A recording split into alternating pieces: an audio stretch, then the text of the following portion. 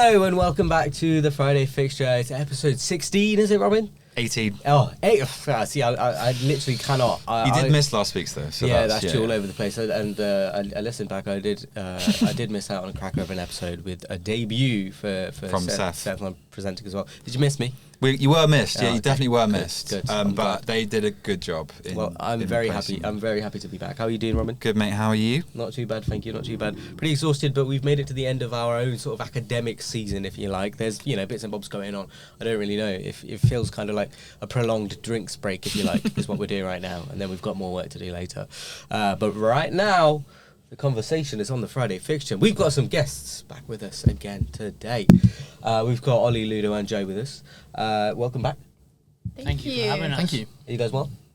Very well. Yeah. Tired. Happy to be back. Tired. Tired. Oh yeah, yeah, tired. Really tired. I don't even know if at this point I need to get you guys to tell us your teams and all of that, because you've done it so many times. It's the fan favourites. They're here. Exactly. Tired of it now. So, let's just get straight down to business. Okay. Hot news on the agenda today. Some serious. I'm out yesterday. I get notifications from the Liverpool Football Club app, and I just dismiss them all the time. It's like, enter this competition, then I see a message that's like, Mohamed Salah, like really just casually, just like Mohamed Salah's like leaving the club. It's just like notification, just like reflects on leaving. I'm like, right, okay, cool. That's just some nonsense. I open it 9 minutes ago. How much did you cry? If I wasn't outside, I've said this. If I was at home alone, I would have cried. Like if I was in my room, I would have cried. Man, that was some. Surely you knew it was kind of on the way though. Yeah. What time did the news break in the end? It would have been something like. It was about 6 or 7. Okay. Really. I wasn't really sure, but quite literally around there. So, I was devastated. Honestly, I was like, that man is an absolute legend of the game, and I think Liverpool do this all the time, like where they'll have a player that's, or a manager or someone who's been part of that club for a really long time, and then they go away, and it's such an emotionally devastating moment. I think about it in the sense that like we have only had something like 22 managers ever.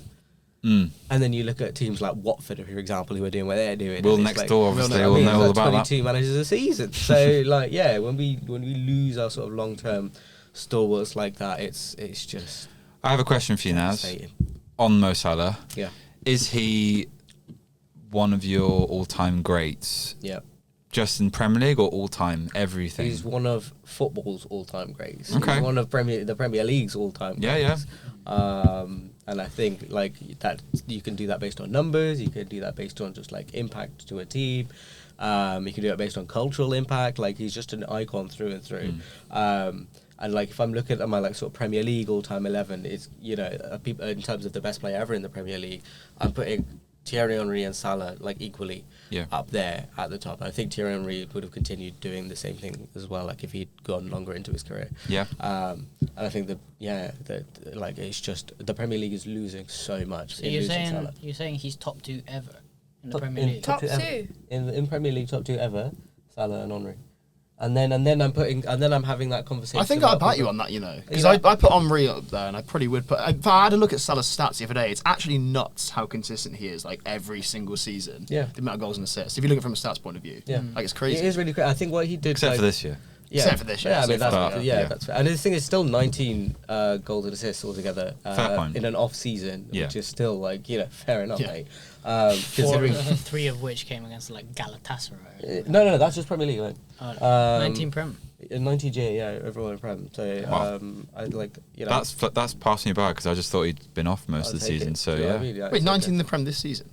Goals and assists. Goals and assists. Yeah. Really? Yeah. Is it plays Gaelic football now. Maybe it is all. It's 9. All competitions. Is it 9 G8? In the Prem. It's 9. Then it will be 19. Okay. No, you're right. It's 19 overall, which is still good. I was going to say. Which is still. He's only played about 30 games. I was like, he's not on 19 G8. Okay, but he's earned the right to be dreadful this season. I think. For you as a Liverpool fan, what's your most memorable Premier League and Champions League goal that he scored? Have you got one? Ready to pick from. No. He's gonna start crying now. That's what I wanted to cry. It's good for clicks. Most memorable Premier League is top corner one. top corner one against Chelsea. It could be top corner one against Everton. It could be dribbling through the entire Man City defence. That was my favourite. One of my favourites. Man City dribbling one. through the Tottenham defence. Like there's just the commentary for that one when he dribbles through the Man City defence is so good. So iconic. good. What a player. What a player. Yeah, it's genuinely like just a sad day. Like the Premier League is just, we talk a lot about losing like individual talents who like light up the game. I think that's another massive one out the window. And yeah, maybe, you know, it wasn't as much this season, but we did see it the other day. Galatasaray, when he did decide to just go, you know, by the way, I can still do this. Are there any Liverpool fans that are a little bit upset with the kind of way it's kind of ending a little bit, you know, sort of threw his toys out the pram a little bit with the contract negotiations, things like that? Yes, I would say so, because I think that he would have probably wanted to end his career at Liverpool, and I think he would have tried to do that. I don't think that's true. I'm sorry, Naz. I think there's been a lot of narrative for the last 2 seasons about where Saudi. He really wanted the Saudi cash, man. I don't think he wanted that cash. I think the way I see Mohamed Salah, and this is just my perspective, having watched him just at Liverpool through and through, I think he is the type of player that cares more about records than being a rich footballer after he retires, because he's always going to be a rich footballer. He's Mohamed Salah. And he knows he'll have massive money. But I think he knows that because he's fit enough to still be playing at the top of the Premier League, mind you, sure, like right now a bit more inconsistently, he could still kill it at another team. Where he goes to Spain or something. So that's what I mean. Like, do you think this news will affect his season and the rest of the team's season? Yeah, I think the team will want to win for him. Knowing he's going. Oh, you think it affects the team in a good way? I think the team will be like, we need to get Salah a trophy to leave with. You know, I think they'll want something for him at least. Like mentally, of course, it's a little bit sad. I think a part of the reason of leaving as well is kind of accepting there's this whole regeneration happening with all these youth, not youth, but younger players that we've got in now, like Viet and Ekatika and stuff like that. So I think he wants to go gracefully. And fair enough, he's earned it. And he will always be the Egyptian king. I think if he'd left last season, it would have been even better. Because I think he would have left on such a high. Yeah, I get what you mean, but I think that's testament to what I mean in terms of he knows that he's capable of still trying to win things. And that's why I don't think he wants to go to Saudi. I think he wants to do a team that's in the Champions League and still try and win things, because he knows, I could see him being like a PSG substitute. Do you know what I mean? Like I could see him being somewhere where he still gets to play. I don't know if he gets into that PSG team. No, okay, yeah, it's just an example. But I think he can play for big teams still. I don't think he's necessarily. Maybe he can go back to Fiorentina. Maybe. That small sin, didn't he, years ago? We still haven't forgiven him, for the way he decides to just go away from us. Did he go to? But I mean, if he wanna come, wouldn't say no. He's welcome. No, he's welcome. We're gonna forgive him. I'm gonna forgive him. Yeah. I'm gonna call the manager. Gonna be like, hey, we can forgive Playing him. in City B. Yeah. What do we think replacements? Well, there's been a lot of talk about wanting Michael Olise. And I think why would he leave Bayern? I don't. Sorry. That's the thing. But why would anyone really want to come to Liverpool right Okay. now? Do you know what I mean? We kind of stink, so it's a bit of a sticky one. And I would have really liked Semenyo when we were kind of in. Top player. That would have been ideal as well. But what Liverpool do though is we go and get someone from the Eredivisie and just bring them up a bit. Same we did for Sadio Mane. Yeah, you tend to pull in the players from abroad compared to someone like Man City, who tends to pull ones in the Prem. Yeah. Or at least recently, you tend to get yours from abroad. Yeah. Do you know a player that I really feel that's so similar to Salah in terms of got so much raw ability but will never probably make it? Do you know Bailey plays for Aston Villa? Leon Bailey. That guy's skill level is so good, but he's just not consistent enough. But Salah's was the same. When he was at Chelsea, he wasn't quite on the cusp. Then he went to Roma, Fiorentina, obviously. Yeah. Then he came back to the Premier League and smashed it. Yeah. That's it's a bit of a hot take, but we'll see. I think play like him maybe. I think that sort of level is what I'm trying to get at. What's funny about Salah as well is that it took him a while to get to that level. Yeah, this was going to say. Which I think makes it more impressive in a way. And I think it's it kind of speaks to the fact that everything in football now is about being people young players and having that immediate talent. It's bro, you need to let it develop for a bit, because you can't have a player that's 21 and maybe he's not the best player in the world, but if you give him a few years, he might be. Half of that which we don't get to see, I think, is injuries and growing. Yeah. Because players develop so much and actually blossom into their final physical form at like 23, 24, and that's when they realize, okay, yeah, now I'm comfortable in my body, I can play freely, and they look better. So yeah, I think there's a lot to be seen there. So yeah, I guess that question really is what's ringing around at the moment is, how do you find the next Salah, or how do you find the next? You can't. He's irreplaceable. Like that. He's one of those players. I don't think it's just like a unique set of like. That's why he's one of the best players ever to play in the Premier League. Speed, the way that he can shoot with both feet. But maybe you don't need him. The skill set. I think you guys are moving away from him. That's I think what I think's you happening. probably need somebody who's going to track back a little bit more. Yeah. Because I think that was kind of the issue this year. He's lost his pace. He's lost his pace, and he's no longer he was no longer producing enough to warrant the space that he leaves behind him. Yeah. Not in his pick anymore. But it's in a way where, like, I don't think Liverpool fans will ever get mad at him because of everything that he's ever done. I think it's just kind of like letting your old horse just kind of like, please, just go gently now. Gracefully. Just listening to you right now. You're gonna I want the best for him, man. Like, please, don't make us. Can I just ask you as well, Naz? Like, has he broken barriers as well? Like, because obviously he's like a very prominent Muslim player. Like, do you think he's been good at like breaking a few barriers as well? In terms of like cultural impact, that's what I mean as well. Yeah. Like, I think there's definitely like this is a player who had the entirety of Anfield singing about wanting to be Muslims in one of their chants as well. That never happens in football, really. Never ever really happens, and unfortunately. Also, and then you've got this whole like the global Muslim community. So many people who don't even pay attention to football who now have like drawn eyes to it as well. So yeah, he'll be followed wherever he goes, and I think a residual impact of that is how many people will like just watch football now anyway, and have just become interested in it. So I think there's a lot of props to him for that too, and I think he recognises that he's got that level of impact. Maybe he could have said more on things like politics and whatever, but I guess he wants to do that after he retires, which is what I think most. Well, he was very vocal about Gaza, wasn't he? Well, that's what I mean. But like this in the relative scale of being a footballer, fair. But they've got such a big voice, they can always do more.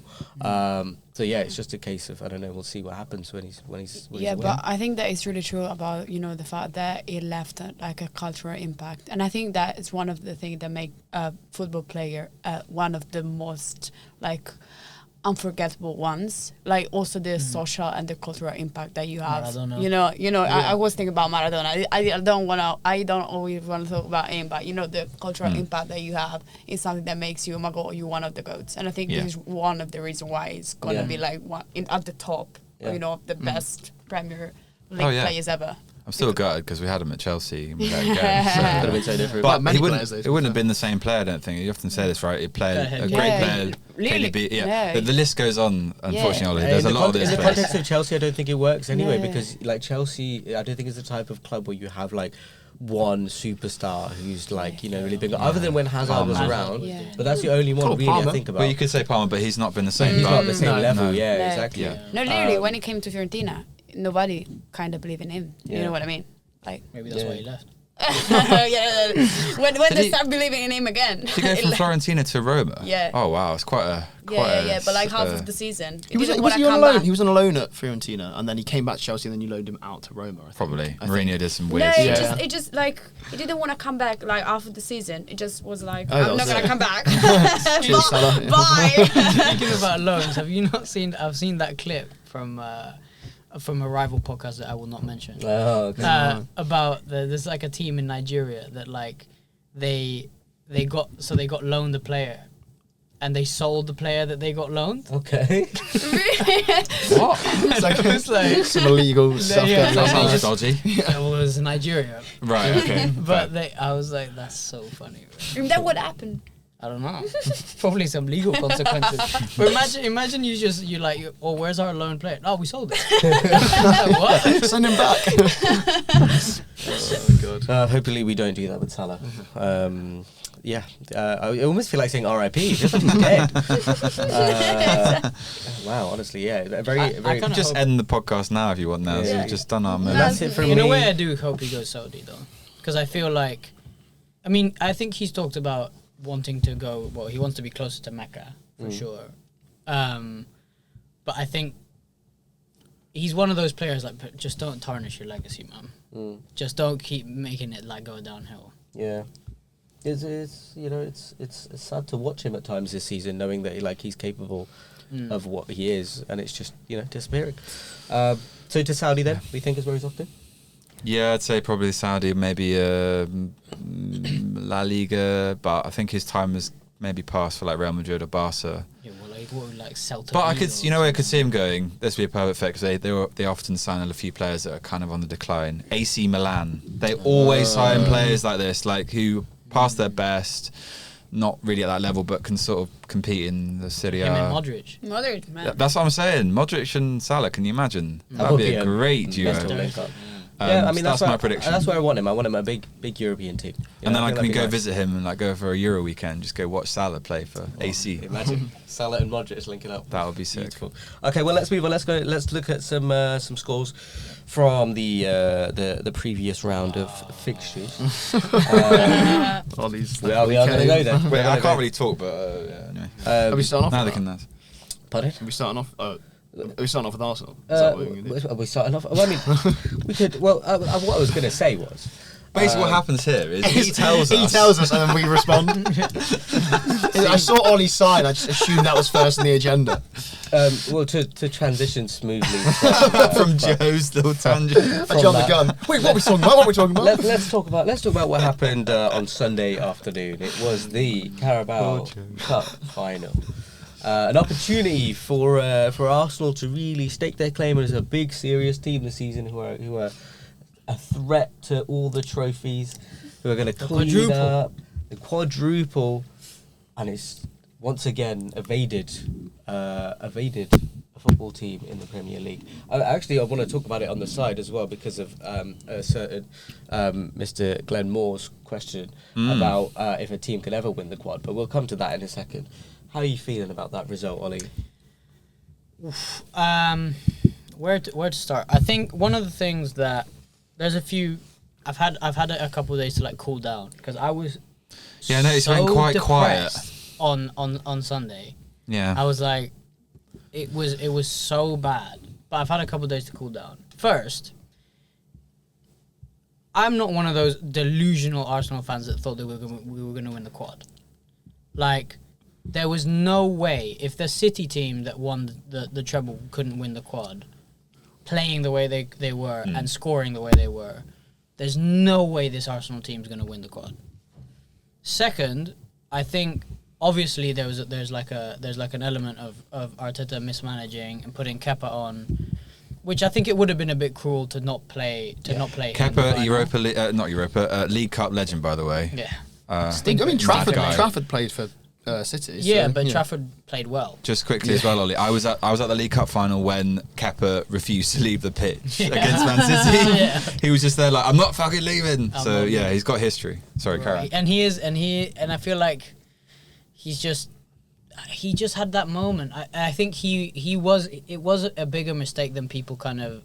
Well, no, people are saying it, but he just was inviting the pressure, and he kept the ball at his feet for so long. And I think the back line felt less assured with him at the back, which meant that there was just these random moments where you're just like looking at the TV being like, why is it that Saliba and Gabriel and Kepa have had the ball for 5 minutes, literally and we go back and it's just like this weird like back line, and that just brought City back into the game because we had the first 10 minutes were actually really solid. Like we had that chance that Trafford saved, and then I think honestly I actually don't know what happened. Well, I saw. It's funny that you mentioned the thing about them passing it around at the back because I saw this tactical analysis into the game which showed that City's intent was to cut off passing channels. So they were like they did not want anyone from the back line to be able to progress the ball into midfield, and so you had the 4 City players essentially all dotted, just blocking. So the only pass was to the fullbacks, who would then get pressed by City's wingers coming back as well. So I think that makes sense. It basically meant Arsenal had the ball and just, as you say, didn't know what to do with it. And it was like it's rare to see. But then there was something weird that happened in that kind of moment where they just switched off, and I don't know if it's like they're completely exhausted, they just can't like fathom the idea of playing forward, because it was like they would lob it all the way up top, and then we'd lose it, and it would come back and we'd defend. And it was like, we were doing the same thing again and again, and it was like, what are we doing? To that point, I think it is exhaustion, because playing that level of intensity, the possession-based football that he likes to play, the high press that Arteta likes to do, it is exhausting. The tactics, and it's also not fun. Like, if you're a player, like some of these players, like Saka, for example, like, do they really want to be playing this rigid kind of chess piece style of football? I probably would say no. I mean, I don't know the lad, but like, it is a bit boring, isn't it? But football has become more boring. We've spoken about this before, but like, I do think there is a mental energy where like they must just be really drained and exhausted, a bit like us in this course right now. Do you know what I mean? Like, everyone's just exhausted, right? Because you're doing the same thing every week, and that's probably the same thing for them. Like, I don't know if that's a factor. It's kind of what you say. Like, if you love what you're doing every week, then naturally the energy is going to be there. Yeah. And so you see that in performances, and I think you can tell. Like, sometimes it just looks like they do not love what they're doing. It was that kind of game where it was just like, why? You kind of like screaming at the TV, being like, am I the only one that realizes that we're 2-0 down? Like, why are we passing it like slowly, and we're doing the fucking horseshoe that we do, which is like all the way to one wing, all the way back, and we just do this thing, and it's like, what are we waiting for? Like, I promise you, like, it's not there. Yeah. And then we'll get it to one, and it's like, oh, take him on, Saka. Yeah. Like, you've got this. Like, I've seen you do this before. No, pass it back. And so if I can tell, they can definitely tell. The players can definitely tell. So I can only think that goes back to the way that they've been. What they've been told. Yeah. I noticed this as well in terms of age. Yeah. Very nice. Thank you, Liam. No, I noticed this as well in terms of one way that City were getting past Arsenal as well was they were dribbling. They were taking on the Arsenal players, and I was like, this is so refreshing to see, especially players like Bernardo Silva and Ryan Cherki. I was literally about to say Bernardo Silva, them two were like actually going at defenders and running past them. Yeah, Semenyo was cooking. And they were making so much progress. And then I think about this as well. At Liverpool, we have Rio and Gamoa doing the same thing. Like, he just has changed our team entirely when he comes on, because he's doing exactly that too. So I think it's a cycle now. I think the age of the dribblers might be back. Well, you talk about Bernardo Silva, the way that he was able to, like, there was a great example when, I think it was the first goal, when Rodri crossfield passes it, and the touch was amazing. He lays it off to, I think, Semenyo, and then they get the ball down the right-hand side, cross it in, and you score from it.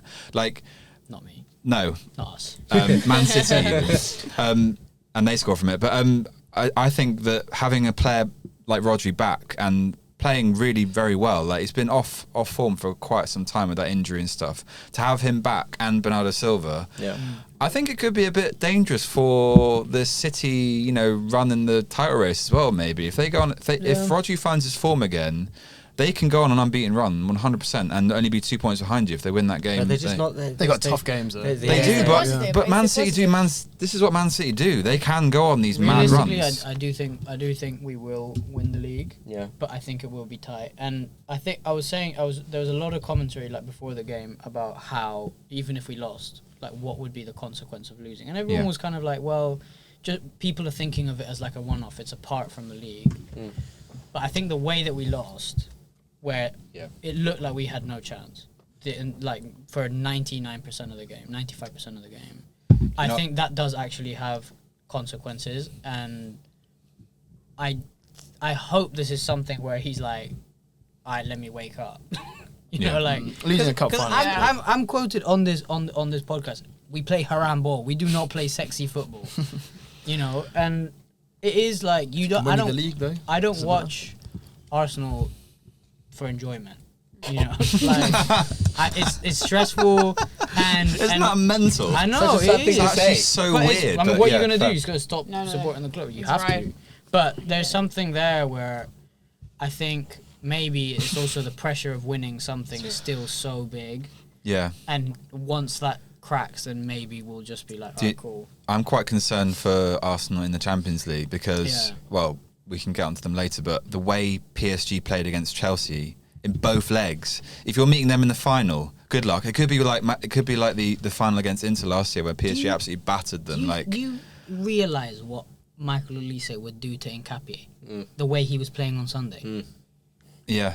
he would need new legs. Wait, do you play Bayern Munich as well? No. Bayern's I'm fine. saying Their route to the if we final got is really to good. imagine we got to the Oh, final, Yeah. right. Imagine we got to the final because we would play. Because I thought it was going to be like quite an We easy get- run, and then when you get and then we get to the final, we the get some PSG, isn't insane- it? Yeah. Or Well, something because like it's PSG and Bayern on the other that. Okay. side. Yeah. Well, too bad. Yeah. But, Don't want to play either, okay, basically. Bar- Who are Barca- you? Yamal Barca would- or So we've got Sporting, Atletico. and then it's Barca or Atletico. on the Yeah, other that's side. not bad. It's not bad for us to get to the Yeah. final, but Sporting are not easy either. Not easy team they're to play not. either. but, Yeah. but I You think should still win I that, do though. think like we've got a better chance than being on the other side of the bracket. Yeah, true. But I'm telling you, like the way that we played on Sunday, you know what Michael Elise would do. To, Oh, yeah, to yeah. Enrique. Like I think they would actually need to Doué take him as off well the for stretcher. PSG. Those sort of players would destroy Arsenal at this particular point. At this, yeah. the way they played on Sunday. I think it's to do as well with Arsenal. You guys in like big one-off games like finals. I don't think that you guys have the minerals to see it through. Like when it comes to, because we saw it on Sunday, and I think again, After Sunday, I can't disagree. like I think a big final, like there's a certain amount of like you have to go into it convinced you're going to win. Yeah. And I Yeah. think you can't have any doubt about that whatsoever. Yeah. And I think the Definitely. pressure on Arsenal to pick up trophies means that they don't feel it as much. So in something like the Champions League, I think that's why you've always struggled in the Champions League, is because I think when it comes to like those massive games, even just like the semi last season, for example, like Yeah. you just can't see it through. So yeah, again, I don't know if that's going to affect the Champions League this season, but we will have to wait and see. Just quickly as well, because Arteta, I didn't realise. I feel like lockdown kind of like blurred my memory of it. He's been at Arsenal for like 6 years, Yeah. and there is a bit of an asterisk on the first trophy on the FA Cup, because technically it was Unai Emery's team before he got sacked, and then obviously Arteta took over. But like 6 seasons and the amount of money that Arsenal spent, like the fans are very patient, I would say. Like Yeah, I mean, incredibly patient. I think it's because it's felt so close for so long. yeah. I mean, So- but I do think there is like and we might have been able to say it another season, but like there is something about this season that if we don't win, I think something will crack. Surely with the amount of money you spent on the players in the summer as well. Not even, it's just the way, Zubimendi and like stuff. we've had second, third, fourth chances. You know, we could have, at this point in the league, we could have won it already. We Yeah. could have been like Clear. 15, 16 points You ahead. should be. And we haven't. So if we don't win this one, You should be 15 points I clear. think something will crack with the relationship with the fans, and because I think Yeah. like the delusional ones, the ones that are saying we're winning quads and stuff, don't know, but like I think everyone that looks at I the swear way we you said play, that like 3 weeks ago, mate. no, I never said we're playing no quads, but You do grind out results though, which is a good like. it's not That's a good a bad characteristic. it's not a bad quality to have, but I think we all look at it and say this is not fun, enjoyable football, but you tolerate it because you think this might get me to where I want to go. Yeah. Sure. You know, it's kind of like the opposite of like a relegation like team where you're like, well, it doesn't have to be pretty, but Yeah. as long as I get the result to get to where I want to go, it's Yeah, fine. yeah. But if it keeps looking like we're just gonna keep being second, it's like, well, I don't want to. I either want to be entertained or I want to win. Yeah. And right now, it's neither. yeah, it So can't be it's stuck in the like- middle like that. It's just not. How about this? Get in Leon Rossigna, where you're not entertained and you don't win. Nothing. It's just purgatory, mate. There you go. It could be worse. It could be Yeah, worse. that It is could be so fair. worse. It could be worse. I mean, it's not. One last question as well before we move on from this. The incident, well, not incident, but the moment of Ryan Cherky collecting the ball on his chest and doing keepy uppies. Pep shaking his head. How do we feel about that? Because I actually don't I think loved it's it. No, but disrespectful I at all. do think I was. I Like, find it annoying when it's against. I was looking at RT. it, and it was like I think literally like 90 seconds later, Calafiori gets Goes- this close to score. I was like, if he scores that, which by the way I think he was our best player, Yeah. and he should have come. Oh, right at the end. Was that the one with Trossard nearly? No, Dance on Calafiori Strasser. like gets it on the edge of the box and shoots it. Oh, and yeah, goes, just like, goes wide just of the wide, post. Yeah. If he scores that To make it 2-1. to make it 2-1 after Turkey's done that, I actually think. I mean, Pep would have lost his mind, subbed him off immediately. Yeah, he would have. Oh, yeah. But I think it would have been a different ending to that game. Yeah, he probably would have Do you think equalised. Pep actually was like mad at him and thinks that it was disrespectful, I don't think or he- like internally? cameras. he's- yeah, exactly. It's I don't know Pep if it was Cam. this- It's Pep Pep Cam Cam. 100%. Like the guy loves the attention. Like he bangs on about not loving the attention, but he actually I secretly don't know does. but I like- don't know if he thought it was disrespectful. I thought what he thought was like we're already look asleep. Yeah. Don't wake them up. Yeah, Like that's you fair. don't need to do anything to kill off this In game. that sense, that's very true, because you don't need to give them any more, because I think straight away after that he gets clattered by like Ben White or something like that. Yeah, Ben White literally, So- and then that's what sparks the thing on the other. That's fair. In that sense, I can see why a manager would get mad at it. But in terms of like players calling it disrespectful and stuff, nah, mate. And it's not That's disrespectful. football, like enjoy Also, they yourself, were express cooking us. yourself. They were cooking us. Yeah, exactly. Have fun. I would always get upset when I would see like Neymar get like destroyed for it. It's like, if bro wants to do rainbow flicks on the pitch, entertain the fans, please. That's what we're here for. All fun and games until it's Richarlison doing it, and then it's not funny. Yeah. Then it's never funny. Other results as well we'll look at. And there was of course the Timeware derby. Sunderland coming in with a last-minute winner and mugging off Newcastle twice this season. Now they've overcome them, and it's honestly, I think, quite hilarious. I don't think a lot of fans would have expected that with Sunderland coming up, but I kind of love to see it.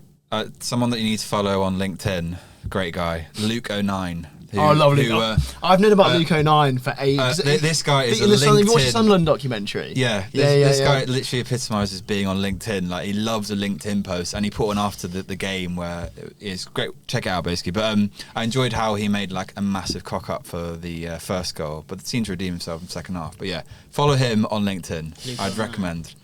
Great guy. Thank you. Thanks for the plug. I do like Luke 09. Yeah, we also had Spurs losing to Forest as well. You enjoy that result? Just a little bit. I'm glad you got me on this week. It's probably the best. Technically, it's probably the best week I've had this season as a Forest fan. Oh, with the result in Europe and then this We just want you result. to be happy, Joe. Well, thanks, guys. I really appreciate that. Yeah, we actually we planned ahead. We knew. Yeah, you knew. Just knew we were going to win. Yeah. No, I think knowing Spurs, we maybe did. Yeah. Great result. I think that was the best Vitor Pereira performance this season, and off the back of the result in Europe as well, and with all the results going our way for the most part. Yeah. We're in much better position, and I've got a much better feeling about things. Do you think you're going to stay up, Joe?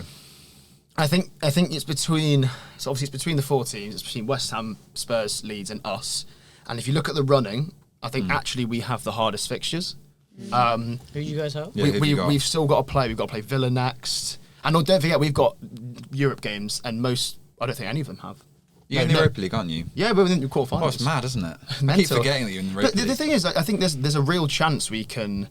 Our route to the final. So we've got a much harder side of the bracket. So we've got Porto next, who we did actually beat in the league phase at home under Dyche. And then I think after that we have to play. If we win in the semis, we have to play either Villa or Bologna. I want to say. So it's a difficult. It's not, and the other side's got much easier teams on it. Yeah. But we've got Villa next at home. We've got the Porto game first, and then Villa next at home.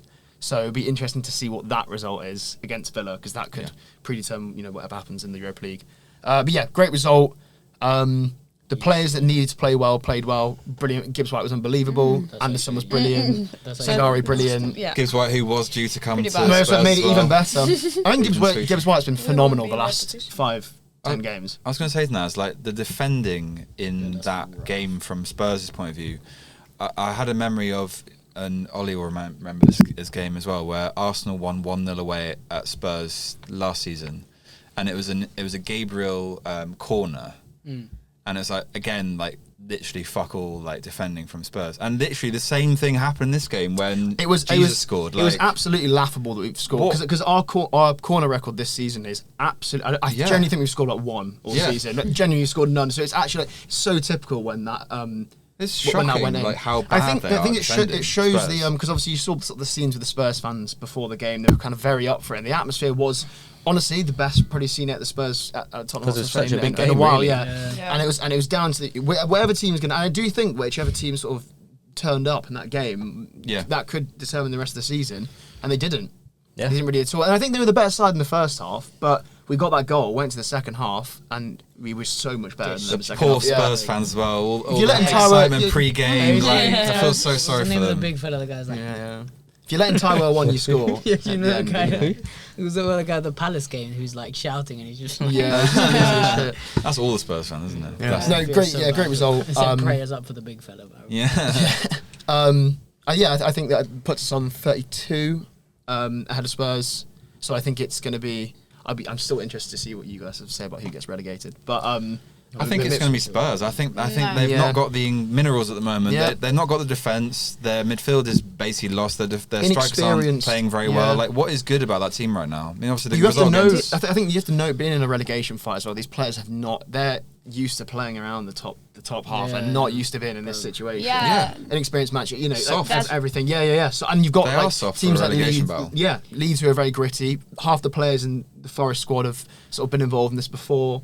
And West Ham look a lot better under Nuno. So, you know. I was going to say, I genuinely think that Spurs would have benefited not getting Igor Tudor and actually getting in someone like Sean Dyche. Like someone I wouldn't go that. No, but okay, just far, someone like that, like a big Sam vibe. Yeah. Just someone that like actually has experience of a relegation battle. They don't realise. No, they don't. No. Do you remember the last time I came here and I was like, Tudor needs to find a key? I think that he's never gonna find a key. Like the key is not findable. I think no keys. They lost the key. It's gone down the drain. He lost it. He's never gonna find it again. I would sack him right now, like on the spot. Really? Well, his dad has just died, so that would be a pretty bad week for the bloke. But I see your point. No, I agree with you. It's his job as well. It's a bad week. And your Spurs manager as well. It's a bad time. The whole thing's just a shit show. Not very well. I think the thing that I would say with Spurs as well is, it feels like it's not that they don't know that they're in it. I think it's almost like the opposite. I think they are so worried that they're like, we are such a massive institution. It would be the worst thing ever. It would be like awful. Everybody would talk about it forever if we go down. And I think because of that, they're in their heads, and I think their heads are like absolutely. Yeah. You can't play at home to your prime relegation rival and get battered. We've done the double over them. We've on aggregate 6-0 against Spurs this season. It's weird because I would have thought after their midweek against Atletico. Yeah, but that was kind of a dead rubber game. It didn't mean anything. I know, but in a way, I was like, that could have given them enough energy to be like, actually, we can play. I think that's what happened with ours. I think the Michelin result galvanised the and also being 1-0 down the first leg, going to Michelin, and we played a very weak team. And turning it around and winning on penalties, that morale boost for the players is huge. Yeah. And then to go on, in a few days' time, go to Spurs and take 3 points in that fashion is like, that will do monumental things for our season. Yeah. This is what I always say about. This is what I say about Fiorentina when I say that they don't know how to play relegation zone. I think for Tottenham it's even worse because of what they're even a bigger institution. So one side they are conscious that it can happen. On the other side they're scared that can happen. So they just don't know, I think, mentally how to behave in this situation. Yeah, well, I mean, speaking of like Fiorentina, we can do that. We can talk about. Oh, lovely tangent there. We can talk about teams who are also struggling at the bottom of the table. Yeah. This is why I come here. Because I think, if anything, it's kind of a parallel situation about what's going on with you and what's happening at Forest as well. Really, it's and Spurs too. It's these teams that are more than capable of staying up. They're just, they're really struggling with Naz, is it more like a legacy thing? Is it a bit of a mentality thing? Like, because in my brain, I went to Florence and I bought my nice new Fiorentina shirt for this season, and it's like this club, historically has got all great players that have played for the club. Salah that we mentioned earlier, big names have played for this team, and it's almost like a mentality where it's like no one would ever believe that like a team like Fiorentina would ever be in a relegation battle. Like, I don't know if that's part of Spurs as well. Like, not these big clubs, it's like they've almost got like an arrogance about them, maybe, to be like, well, we're never getting relegated. We're never, we'll be fine. And I think that's a problem. We've been in a relegation fight. A few like years ago. Yeah. So I don't know. I feel that I wouldn't compare us with Tottenham. Don't compare us to Spurs. No. I mean, they're better than us. We have to be honest. But new stadium, Fiorentina. Yeah, but it's shit. Ooh, can I say? Okay. Yeah, we have been swearing. Okay, yeah. We are 1 point over relegation zone, and I say I'm a really pessimistic person. I say that since the beginning of the season we're gonna get relegated. I don't think you are anymore. You don't think so? I don't think you will. Even if you are just 1 point over like relegation zone. Yeah, but I think that you were in such a bad place for such a long time that you were convinced you were getting relegated. Then now you're going to be like, guys, okay, we have such a good chance to be safe now. Let's not mess this up. And I think you'll get over the line. Yeah, but I think it's going to be tight until the end, Yeah. You're going to be like, oh my God. Yeah. It's not going to be easy at all. Yeah, the extra games in Europe is never helpful. Yeah. And I'm going to try and go really to that game as well, the Crystal Palace game against Fiorentina. Yeah, it's going to be a great game. Yeah. Oh my god. Yeah. Shout out to Cosmo, who's going to get me a ticket in the away end. But yeah, it's going to be a great game, I think. We are back. Had a little bit of a technical hiccup, which we avoided them for a while. We thought we're not going to have these anymore, and then they got us again. Let's go back.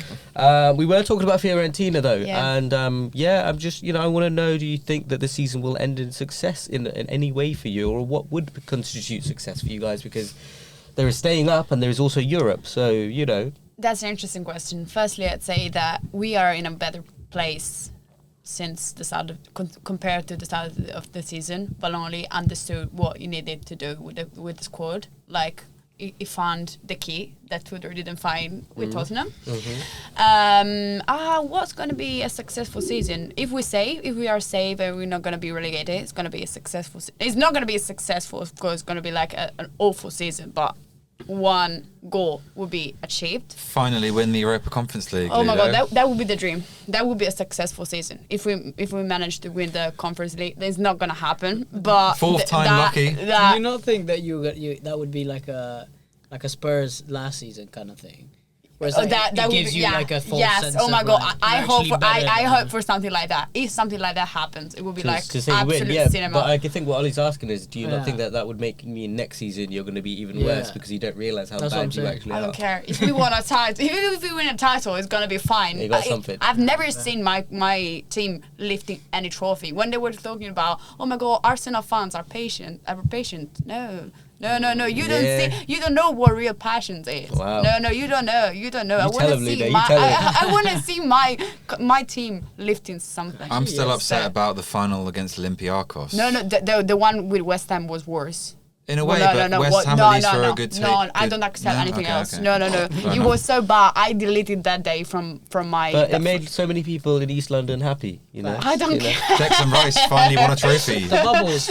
It was There so were many bad. bubbles. I sat It was a in beautiful day. my garden for 2 hours in the dark, crying and thinking about my life, Wow. thinking about my life decisions. So lifting a trophy. That's what Joe's doing right now in this podcast. that would be a successful season. It's not gonna happen. Crystal Palace gonna win against Okay, us. well, fingers crossed for you. Let's talk on a little bit more of a national scale as well, because I want to look at exactly. Actually, being an It's gonna be Italian brutal. Fiorentina fan is actually Yeah, we're going through it right now. Pain and sorrow. We'll get to Italy. We'll get to your pain and sorrow. We'll start off though with the announcement of the England squad that we had earlier as well, and we saw a couple of exclusions that might be a little bit debatable. But I want to know what you guys thought about the England team. What we thinking of? I'm already going to go in with one of my classics. Oh, Elliot Anderson. No. I cannot believe Gibbs White has not been called up. And Okay. there's been times where he has been called up, and I've thought, well, he shouldn't be called up. But he's been our best player for the last 10 games, and Henderson has been called up over him. Yeah, but I quite like the Henderson shout because he brings a lot of experience to that team, because I think we've spoken in the past Okay, about... Foden then. Okay, well, let's just quickly touch Let's- on Henderson. But what I was trying to say was, you do need like the old guard around like the youthful players. Yeah, That's yeah. one of the problems that Chelsea in the league have had such problems, is because it's just basically a group of teenagers, or early 20s lads. Like, you need those people that have been there, done that, played for England, done very well for England. Like, I think it's a great shout to have Henderson. Also, there's more logic to it now because he's now playing back in the Premier League. I questioned it before when he was playing for Southgate, but he was playing in the Saudi leagues. Then I was like, what the hell's going on? But the fact he's playing really well for a Brentford side that are challenging for Europe, it's Yeah, great. you can It's tell a it's great definitely shout. a voice that's worth having around. Oh, yeah, 100%. I think Liverpool miss him in terms of just a captain and a leader. Yeah. But to go back to Joe's point as well, I do think that honestly, you probably could argue Gibbs White over Foden. Not really see much from him. But also, I'm looking at the team. I see players like Kobbie Mainoo in there, and I'm like, great player, but I don't think he's done enough to be in the He's England not- team. yeah. He's done well for Man United though since But he who- come back yeah, in. yeah, so- The yeah. question is, who do you call up instead of him? Well, players like Morgan Gibbs White, who I would say, have Gibbs more- Gibbs Slightly White has been different. our best player in the last 10. If you want to call up a Forest player, you got to call Gibbs White. Gibbs White's been better than Anderson over the last few games. Yeah, and I think if you're having that kind of impact, then He's the really- top goal. He's got 9 All I'd goals say this to you, season. Joe, is that I think with Anderson, it's about the versatility. Absolutely, Like, he can play a lot of different positions. No, so that wasn't me saying like he that- shouldn't be called up. Obviously, Yeah. also like we were just saying when we had the technical issues, like Yeah. and it's very likely that Anderson will be that other midfielder alongside Rice in the World Cup. Yeah. I think that's the reason, and I think a player like Gibbs, I think it's recency bias. Obviously, he's played well against Spurs, but like, has he really been that solid of late? Because obviously, there's a reason why. I just think Tuchel actually doesn't really rate him. Yeah, because he's been in the team before, and he's not really utilised him. Yeah. Tuchel has his favourites though. He always has his favourites. Talk about Tuchel not rating players. A certain Trent Alexander-Arnold also did not make the team. Which is I think some players. He's not had. He's not had a good season, but he's been injured as well, hasn't he? He's been injured quite which a lot. I do get, but and obviously we have our sour, feelings about Trent as Liverpool fans. You do. When I say we, I mean us Liverpool fans. Naz. The thing is, though, to not have Reece James. That's James. Well, Reece James is injured. Yeah, that's what I mean. Like to not. What I'm saying is to not have Reece James, to not have your main sort of like players that you would have at right back. To then not bring in Trent really says to me like, I don't like this guy. I think Tuchel really just he's not. Do you reckon Reece will be back for the World Cup? Well, the problem with Reece is that he goes on these runs, and this is the first season in a long time where he's actually played like more than 30 games. Yeah, he's really good. He's really I good think season. he's one of the most talented England players in that squad across positions. But the problem with him is sadly his legs are made of glass. Yeah. So when he does have these injuries, then he's out for like a long stretch.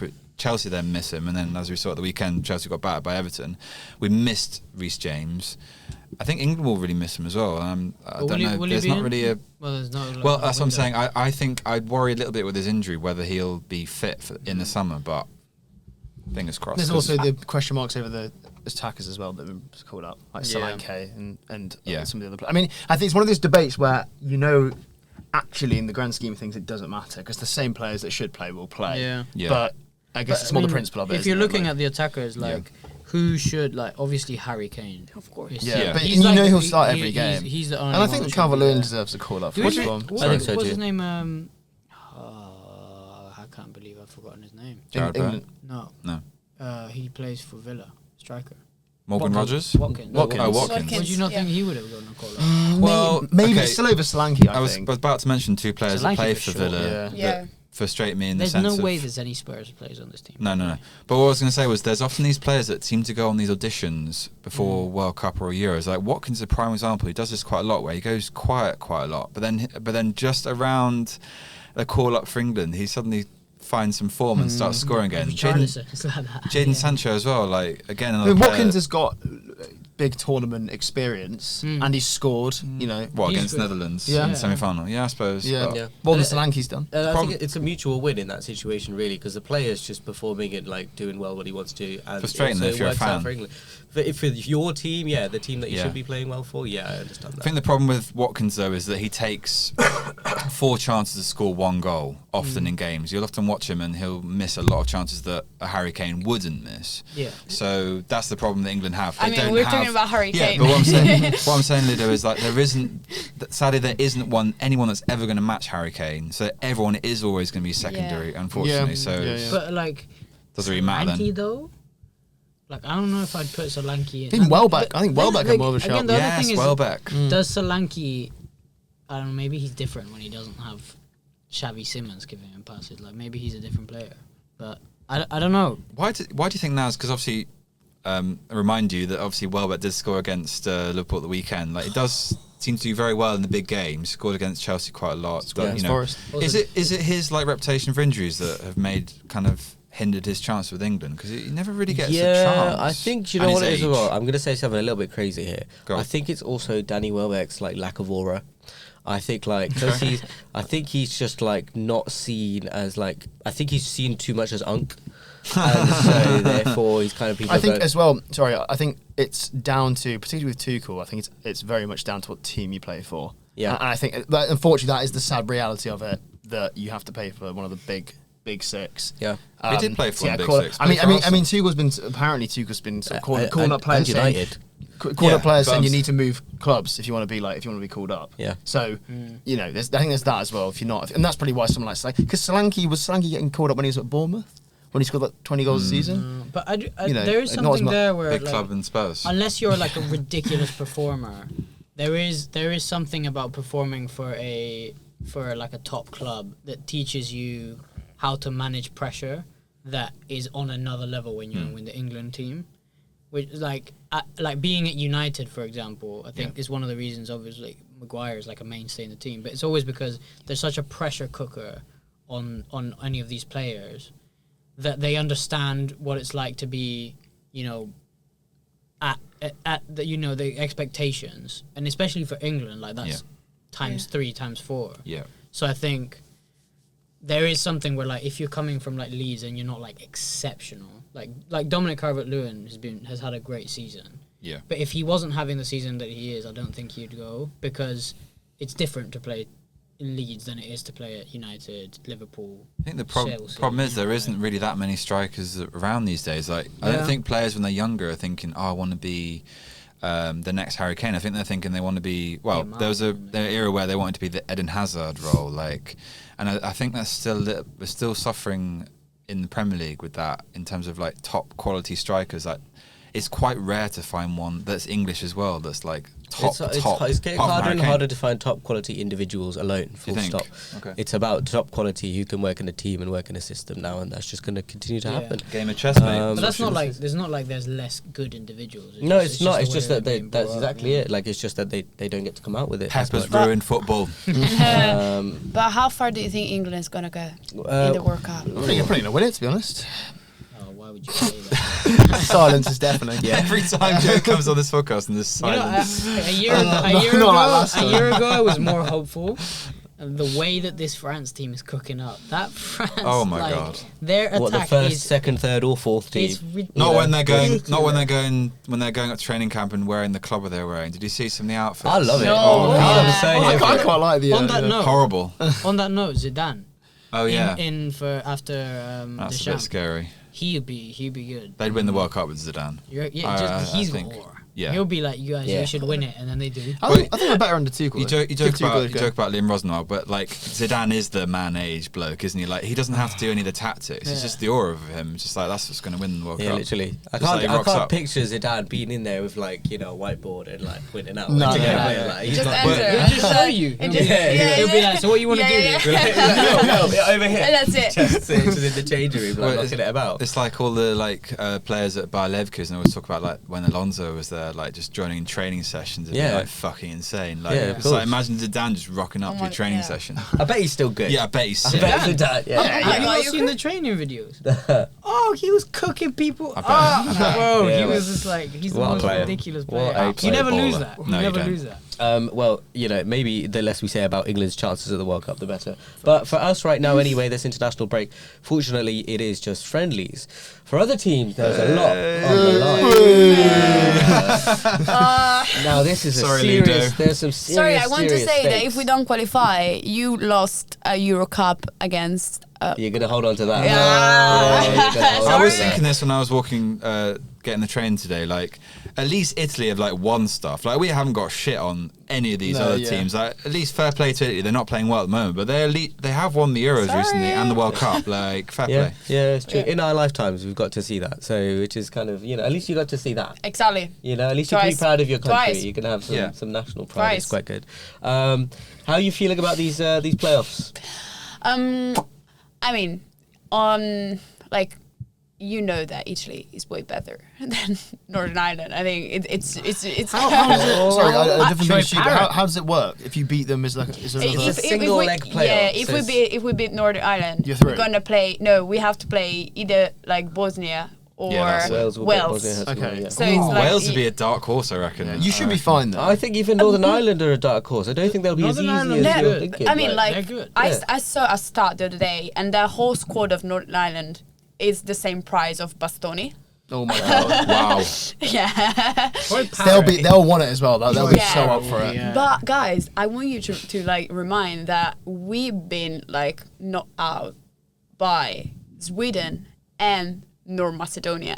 So we're not talking about big things, of course. Like North Macedonia, guys. I think that, like, respect to the guy, but I think the guy is not even like he's not even like a professional, like. Dude, why are you doing this to us? I really want to go to North Macedonia. He's not even like a professional football player. It was like one time wonder. You know what I mean? Calafiori will get you there by himself. Yeah. I hope so, but the problem is the pressure again, because all the pressure is on us. Like North Ireland, what do they have to lose? Nothing. No, that's true. They're massive pressure on you. They're gonna be like the match of their lifetime, and then they're gonna score again a goal, like last minute goal, as happened with North Macedonia, and then they're gonna like be beaten like. How did you guys concede to Norway? 5-0. They were battered by Norway. Was it last? Was it Norway last game? Yeah, but Norway. Was it Norway's 4-0, good. 4-1? Norway's actually. Yeah, good. but it's Italy. Like, come on. Yeah, no. Norway's actually. Norway's got one of those generational like teams. They got some good players, I it shouldn't be that result. No, I think it's right. I mean, we are Italy. Also, they did the double, but- didn't they, in the but group? who Didn't they do beat you you in like the other leg? in terms of your players? No, It's not that- No, it's not the generation No, that you we used to have. we don't have a good generation of That's what I'm talents. I think Gattuso has like chosen a squad that is really like a great group, but there's no like hurricane. You know what I mean? Yeah, That's yeah. the problem. Like, who's your biggest star? Right now? It would be Bastoni. it would be hard to say. Last season I would say Keane.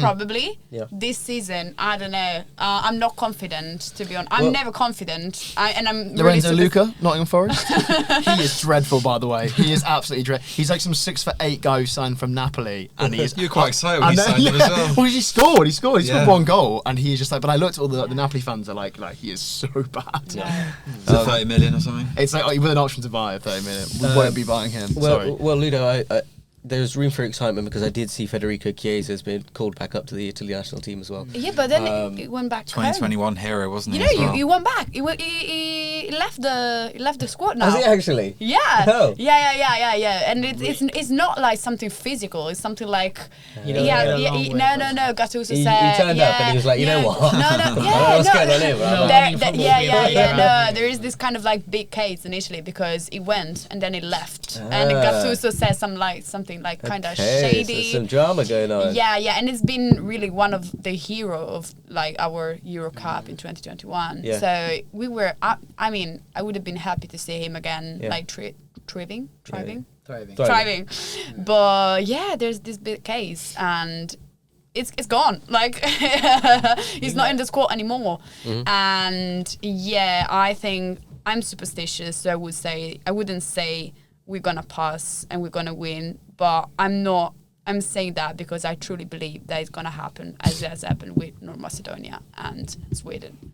We're gonna have all the pressure on us, fear, third time not going to the World Cup. It would be like the biggest failure ever. Also because I think it would be worse because there are 48 teams in the World Cup. Yeah, it's nuts, yeah. Imagine you don't make it to a 48 team World Cup. That's Cape Verde. that's Italy. Yeah, Cape Verde make it Italy don't. You know what I mean? That So is there's gonna be nuts. like the worst thing ever. Okay, well, along those lines, because the last time we spoke, I think you got very passionate about your teams as well.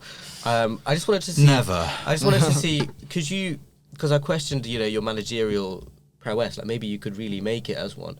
Could we get like a little team talk? If we're in the Italy changing room, we're going out to play Northern Ireland. We need to win this game. Okay. And we need to beat Bosnia or Wales Let me close my eyes. and to get in. Let me put Okay, my- we're in the changing room right now. Let me hear what Ludovica Cerci's got for me. Okay. Firstly, I want to say that in the locker room, we are one. Okay, so we have to think as one. Yep. We are all. Sorry, I want this on Friday, by the way. Yeah, of course. On Friday it's gonna be the Yeah. same thing. Okay, I want you guys to focus on this. Okay. Probably use some context, but- guys. It's like a sort of this mediation is session. this Guys, the is manager's talking. Imagine Guys, it's the gaffer. Ludo. guys. This is Look our into the camera. Look thi- into the camera. Look into this camera. Guys, this is our moment. This is the moment where we have to show what Italy is capable of. We cannot afford to not go to the World Cup. We have to do that for 70 million people. There are children that have never seen us playing in the World Cup. There are children that have not never even seen. Italian, I'm so There passionate are right now. children that Behind have you. never seen us like playing big matches in the World Cup. We have to do them. We have to do this for them, for the other people that maybe it's gonna be their last time. Hopefully not, but maybe last time they're gonna see. Oh God, it's getting morbid. at the workout we have to make for our country. This is our time. We cannot miss this opportunity. Forza Italia, siamo pronti alla morte. L'Italia chiamò? Sì. Sí! Thank you.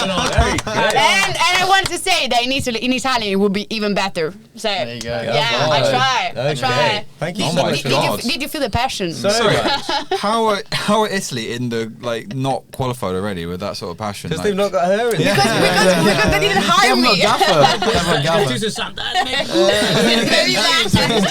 They should hire me, as their mental coach. I mean, that would be my like God, big. really? What the hell are you doing? Honestly, I'm now pumped for Friday. Yeah, oh my God, on Friday it's gonna be like Okay, that. well, Can we plug the charity? Yeah, let's mention that.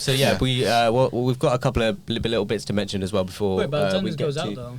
the on this day. But when this goes out, it will be. It will be Friday. Well, midway. Maybe our maybe- morning maybe when we we leave schedule it for before. 9 in the morning. Yeah, There we go, yeah, maybe exactly. somebody will listen Yeah. at 11 My a.m. friend Hang on Greg a at his minute. desk. I've got nothing to do later today. Let's go pop down. So 4:30. the City St George's hopefully will make it a thing every year. We've been the inaugural one of the MA Broadcast versus the MA International Journalism students. 11v11 charity match going on in I believe it's Barnet, is it now? Brent's Cross. Brent Cross, which somebody was talking about being the same place. They are not the same place. Definitely not the same place. Have to make that Joe, clear. go to the right place. And they left back otherwise. Can we put a graphic up of the? Sorry, I'm getting too more work now. Can we put a graphic up of the starting 11 as well? Because honestly, a lot of the people in that, I think everyone in the team has appeared on the Friday Fixture. Oh, there you go. So Excellent. there you go. So If you look right here is the starting lineup. Magic, we're going to Me see and magic. Naz are There we go. commentating as Editing well. magic. So yeah. Yeah, it's It's going to be exciting. some commentating, some just getting involved and everyone having a good day out. Basically, all I for think that's the plan. I said I'm the one that's donated. Yeah, no, so Say that, Robin. it is a charity. Yeah, it is a charity. Please do Donate make some here. donations. Yeah. It's for reporters. Can I get a refund? I mean, honestly, if it doesn't go through, probably. Reporters Without Borders is the charity that we're supporting, and we are going to be supporting. Yeah, we are. And I'm sure donations will pour in by the Yeah. time. Especially after this goes out as well. Like, Yeah. Yes, exactly. Just before we go into the on this day, one last topic I wanted to mention to you because I did all this work and I'm not going to not. Yes. We're 10 minutes. As in, we had tech issues, so we're fine now. Yeah, we're so chilling. Yeah, carry yeah, on. I wanted to just have a quick chat as well because I think refereeing has gone down the pan, not just like in this country, globally in football. I think something is wrong with the game. To the root of the game, I think we have lost.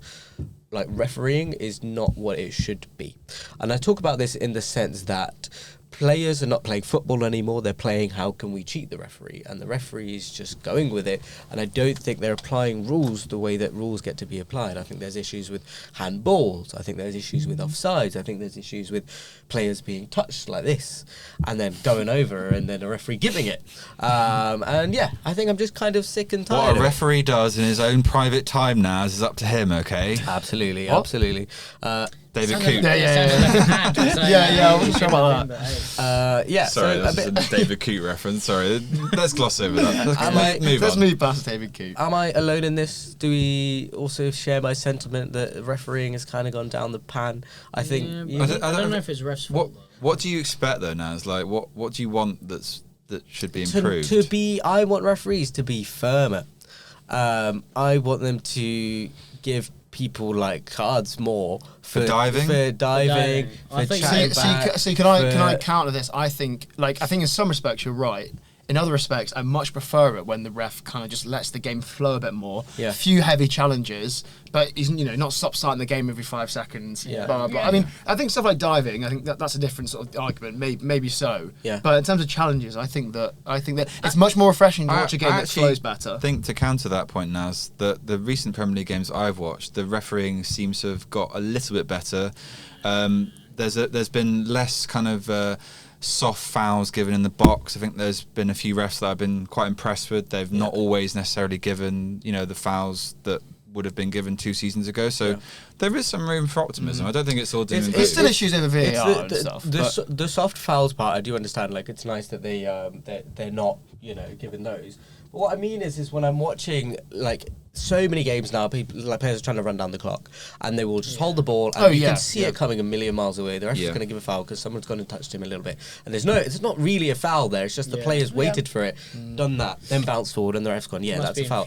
I need referees to look at those situations because there are so many things that, like, they have the power to change ugly parts of the game, like players really like taking the mickey and like rolling around on the floor and all of this. Turkey in the final when he was laughing. Did you see that? He was time wasting. Literally all of it, like, referees I don't think that was that bad. They can do so much, and I think part of that is, to transition once again, part of that is us not being able to get an identity of the referee that much. They don't do interviews. They're not really held accountable. I don't want them to. To one side, that's fine. Why do you want them on to one side, that's fine. On other sides, when there's absolutely horrendous decisions and we don't ever get any explanation for them other than I guess you have ref watch and stuff like that. That's what I mean. The rugby ones where they get their... Yeah, exactly. Like, if they were referee... They might talk, the announcements that the refs, it's like, number 33 is done a foul on blah blah. So for that reason, I think that's better. I think because it's like in the game. But post match, I don't know. Do you want to see a referee or a player being interviewed or a manager? It's not really. I'm not a fan of the referees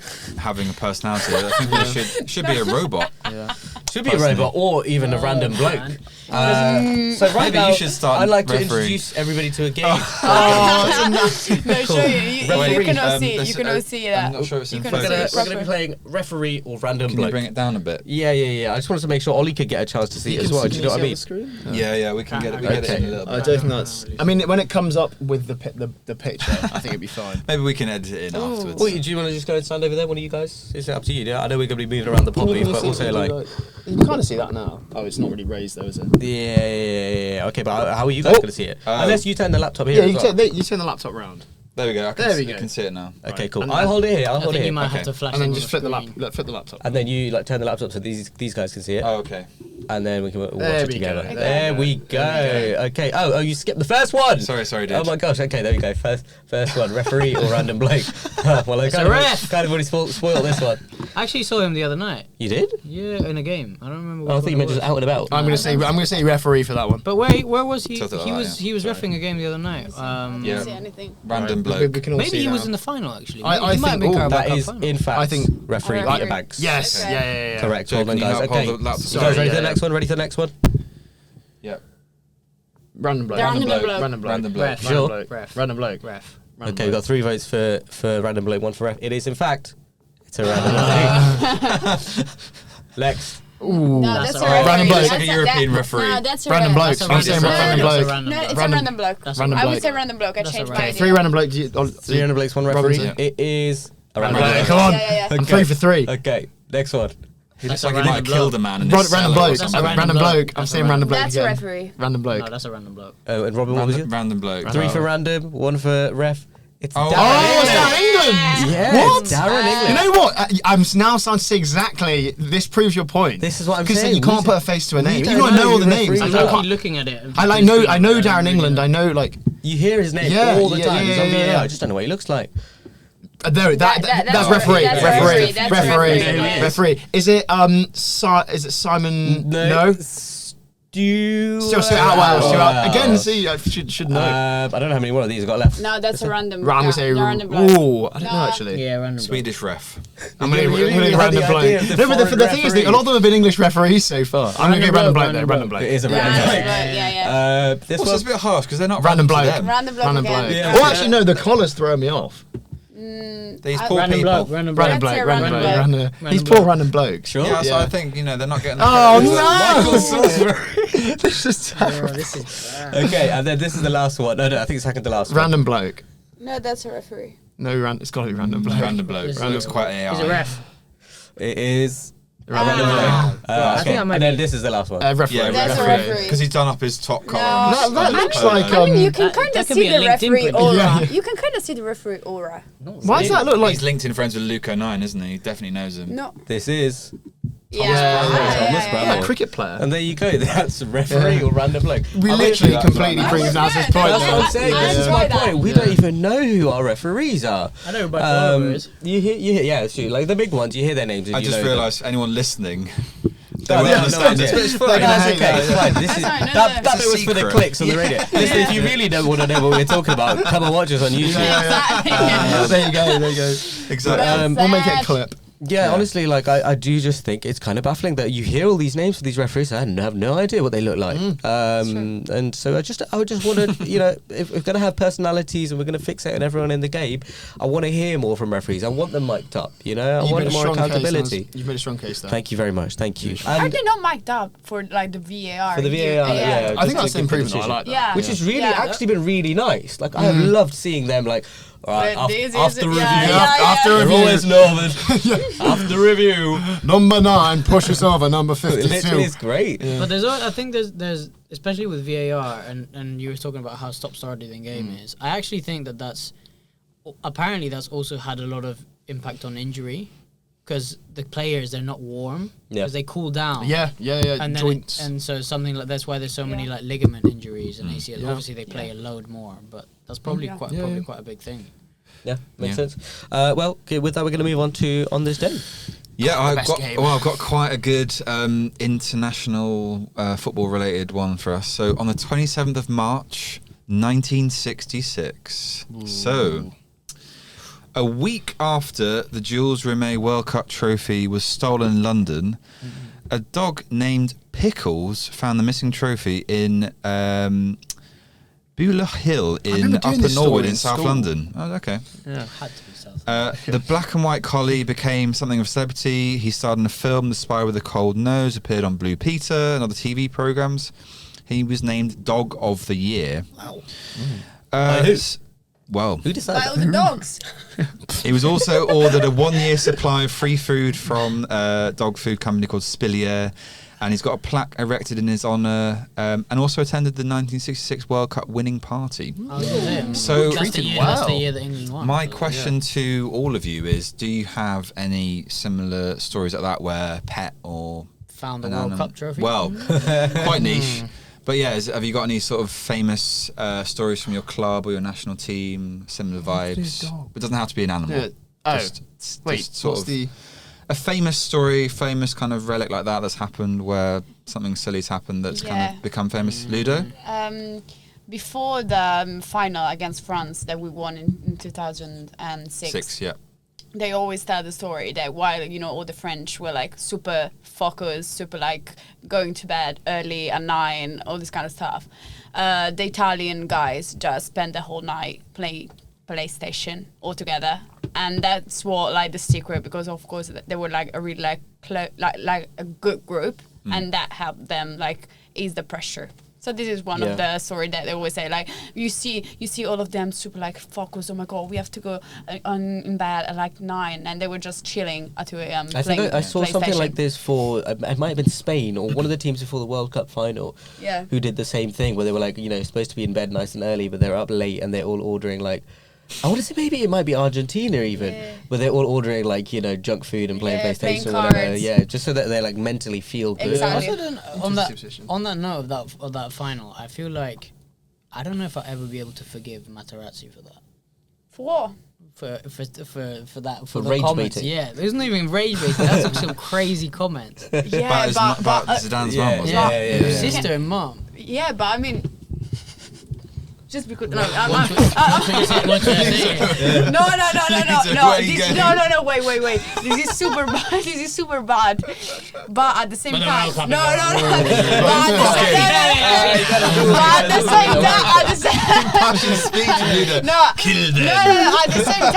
at the same time, you are not allowed anywhere. Like the action was bad, but the consequence was worse. Like you cannot like just give a hand to a person like that. Imagine if somebody did that in the street. What would your reaction be? Yeah, but you're playing a final. Yeah, but that doesn't make it okay. It doesn't make it okay. No, it's super bad. It's super bad. I'm not saying it's not bad, But the reaction was not. That's a late slide. The reaction was not the right. I would say also the thing in reverse. The reaction of like Zidane was not the right thing to do because everybody's gonna remember him for what he's doing. That's what I'm saying. The problem is that people remember that moment for the headbutt and not for the fact that Materazzi was talking. No, it's slandering Zidane's mum. That was bad, but you should have read. But I'm happy that you reacted in that way. Made an iconic moment, I guess. So you support violence? No. This is going the wrong direction. I know support slandering people, don't support violence. Clip. But yeah, sure, there's a clip. TikTok's gonna love this. I think the only thing I can think of was the fact that we've had loads of our goalkeepers have been injured during in the run-in for the World Cup. So apparently, Have they, Joe? Have they? Yes. why are we doing AS? No, I'm joking. So one of the guys who's in the run-up is Guillermo Ochoa again, but after every World Cup, they sell condoms with his face on it. Really? He's like the goal stopper. Because he protects. He protects. You know what my next question to you is going to be, Ollie. What? Did you buy it? Sorry, how have I gone from talking about Pickles the dog to talking about condoms? Guillermo Ochoa condoms. I don't have anything about pets, but I do have something about Guillermo Ochoa. Do you own any? Yeah, did you buy? Boring. No memorabilia. Well, they've been used up. Hey.